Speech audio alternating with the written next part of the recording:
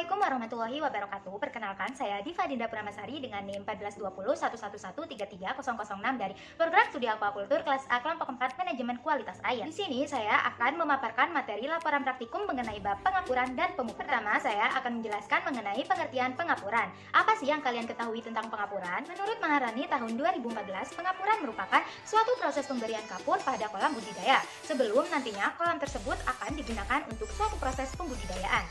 Pada umumnya, alasan dilakukannya proses ini bukan karena tanah tersebut kekurangan unsur kalsium. Namun, hal ini dilakukan karena tanah bersifat terlalu masam, sehingga diperlukan suatu upaya untuk menaikkan pH tersebut. Nantinya, pH akan membantu proses penyerapan unsur-unsur hara oleh biota akuatik. Alasan lain yang mendukung untuk dilakukannya proses pengapuran pada tanah kolam yaitu untuk meningkatkan kandungan fosfor di dalamnya. Selain itu, tak jarang ditemukan pada suatu kolam terkandung kandungan magnesium dan besi yang berlebih, sehingga kandungan tersebut nantinya dapat meracuni organisme di dalamnya. Oleh karena itu, proses pengapuran dianggap sangat penting sebelum dilakukannya proses pembudidayaan biota akuatik. Yang kedua, saya akan membahas mengenai pengertian pemupukan. Menurut Maharani tahun 2014, pemupukan merupakan suatu proses pemberian pupuk organik maupun anorganik pada tanah kolam budidaya. Hal tersebut bertujuan untuk melengkapi kandungan unsur hara di dalamnya, sehingga nantinya diharapkan dapat menumbuhkan fitoplankton yang berperan sebagai produsen utama. Bahan pupuk yang paling awam digunakan oleh para pembudidaya yaitu contohnya seperti kotoran hewan, sisa pelapukan tanaman, dan arang kayu. Yang ketiga, saya akan membahas mengenai alat dan bahan yang digunakan dalam proses pengapuran dan pemupukan. Dalam praktikum kali ini, alat-alat yang digunakan yaitu pertama, akuarium yang berfungsi untuk tempat media tanah saat dilakukannya proses pengapuran dan pemupukan. Yang kedua, yaitu skop, berfungsi untuk membantu proses membalik media tanah. Yang ketiga, yaitu ember, berfungsi untuk membantu proses pengambilan air. Sedangkan bahan-bahan yang digunakan dalam praktikum ini yaitu pertama, tanah, berfungsi sebagai media utama dalam proses pengapuran dan pemupukan. Kedua, CaCO3 atau kapur pertanian berfungsi sebagai bahan proses pengapuran. Ketiga, urea dan TSP yang berfungsi sebagai bahan utama proses pemupukan. Keempat, air berfungsi sebagai pembantu proses penyerapan bahan. Kelima, cangkang kerang dan pasir putih yang berfungsi sebagai bahan pembantu proses pemupukan. Keenam, saponin sebagai proses pensucian hama tanah kolam. Yang keempat yaitu langkah-langkah dalam melakukan proses pengapuran dan pemupukan pada kolam tanah sebelum dilakukan proses pembudidayaan. Langkah-langkah yang dilakukan dalam praktikum kali ini yaitu pertama, memasukkan tanah ke dalam akuarium dengan ketebalan kurang lebih 10 cm. Kedua, membalik tanah tersebut menggunakan bantuan skop. Ketiga, menjemur tanah selama 3-5 hari hingga terlihat pecah-pecah. Keempat, memasukkan air dengan ketinggian 50 cm selama 1-2 hari. Kelima, mengeluarkan air selama 1 hari, kemudian mengeringkannya kembali selama 1-2 hari dan melakukan pengukuran pH tanah. Keenam, memberi kapur CaCO3 sebanyak 1,5 ton per hektar. Ketujuh, mengeringkan selama 2-3 hari, kemudian memadatkannya. Kedelapan, memberi lapisan kulit kerang dan pasir putih setebal 1 cm, kemudian mengisi air setinggi 20 cm. Kesembilan, menambahkan pupuk urea sebanyak 50 hingga 75 kg per hektar dan TSP sebanyak 25 hingga 30 kg per hektar lalu meratakannya. Kesepuluh, melakukan pemupukan kembali setiap 2 minggu sekali.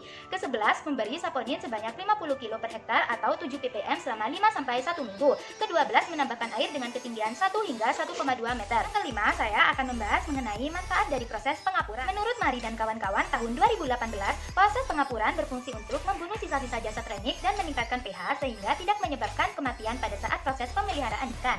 Lalu, menurut Unmari dan kawan-kawan tahun 2017, kapur pertanian pada kolam tanah dapat meningkatkan pH, alkalinitas, kesadahan, dan buffer di perairan. Selain itu, kapur mengandung kalsium dan magnesium yang diperlukan untuk proses pembentukan tulang dan kerangka ikan. Serta, menurut Maharani tahun 2014, kapur yang digunakan ditambak berfungsi sebagai disinfektan hama, mempercepat dekomposisi bahan organik, dan merangsang pertumbuhan plankton dan bentos, serta mengendapkan koloid yang melayang-layang pada air tambak. Lalu yang keenam, saya akan menjelaskan mengenai manfaat dari proses pemupukan pada tanah kolam. Menurut Rusdani dan kawan-kawan tahun 2015, pemupukan yang dilakukan dalam kegiatan budidaya perikanan bertujuan untuk memelihara kesuburan tanah dan air di dalamnya, dengan memberikan zat hara ke dalam tanah yang dapat menyumbangkan bahan makanan untuk tumbuhan seperti alge maupun fitoplankton. Sedangkan menurut Damayanti dan kawan-kawan tahun 2015, pemupukan dilakukan untuk meningkatkan unsur nitrogen dan fosfat. Nantinya pupuk tersebut akan larut dalam air sehingga kebutuhan nutrisi organisme di dalamnya akan terpenuhi dengan baik. Selanjutnya di sini saya akan menayangkan sisipan video dari sumber lain. Bukan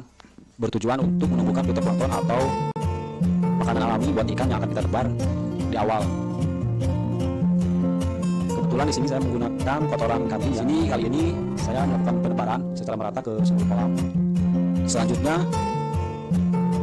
melakukan penebaran kapur dolomit atau pengapuran dengan menggunakan kapur hidrologi. Hidrologi ini gunanya untuk menstabilkan pH